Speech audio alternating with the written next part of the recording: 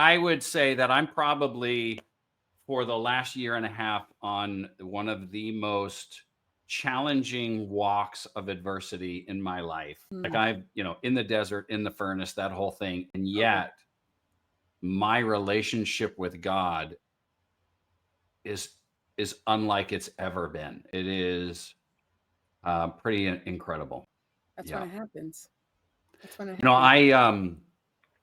I read Psalm 90, Psalm 23 and Psalm 91 every day. And I Mhm. read Proverbs and Psalms um, every day all throughout the year. So I'm going through them. Um, I've been doing that for a while. And that I would say is probably the biggest catalyst for extreme faith of Mm. just being in the word like that. And David's one of my all-time favorite biblical characters. So to experience some of that in the middle of adversity is pretty incredible.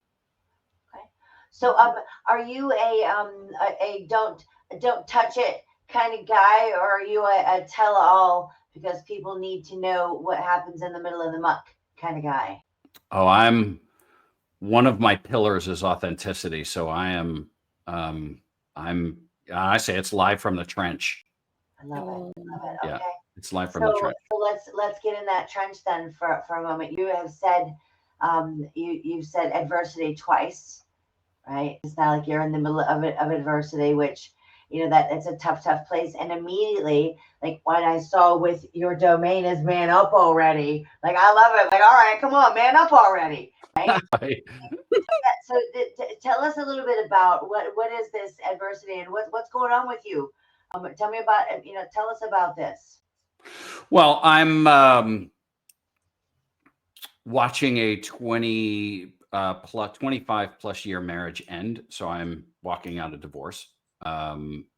That's been going on for a while. So that scrambles you. I have said I would not wish this on my worst enemy. It is a complete scrambler. But in the midst of it, or at the same time, in the midst of it is for those that are willing, right? Incredible personal development, incredible faith. There's a lot that comes out on the other side of that if you'll allow that forge to remake you. yeah. Ooh, Yeah. you said the word forge, right? That's it right there, man. In the furnace, in the fire, where the impurities get burnt away. Correct. One of my favorite F words. Yeah. Yeah. And it's funny because we never think that we're not good. At times we think we're not going to make it through certain Yeah. things, or I don't know how you can get through that. I would never be able to do the things.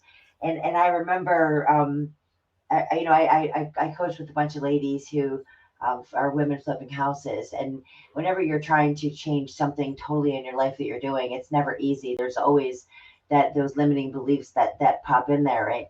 And it's like we never think that things aren't going to turn out the way that we intended on them to be, right? And I use my first marriage as an example. I'm like who knew that 72 hours later I wasn't going to be able to stand the way you breathe, right? I mean, we just we don't know Yeah. what's going to happen, but then how we go through it, right? So what have you learned about yourself?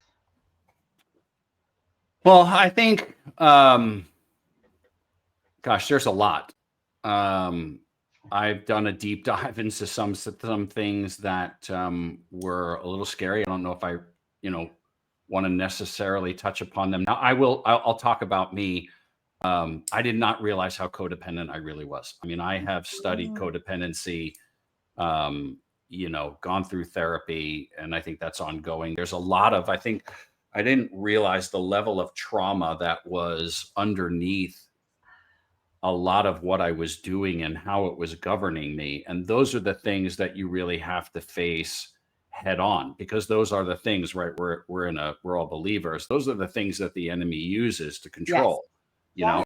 know? Um, and so being able to recognize them, there's an amazing book out there. It probably in this entire journey has been the thing I'm thinking or speaking about a lot right now.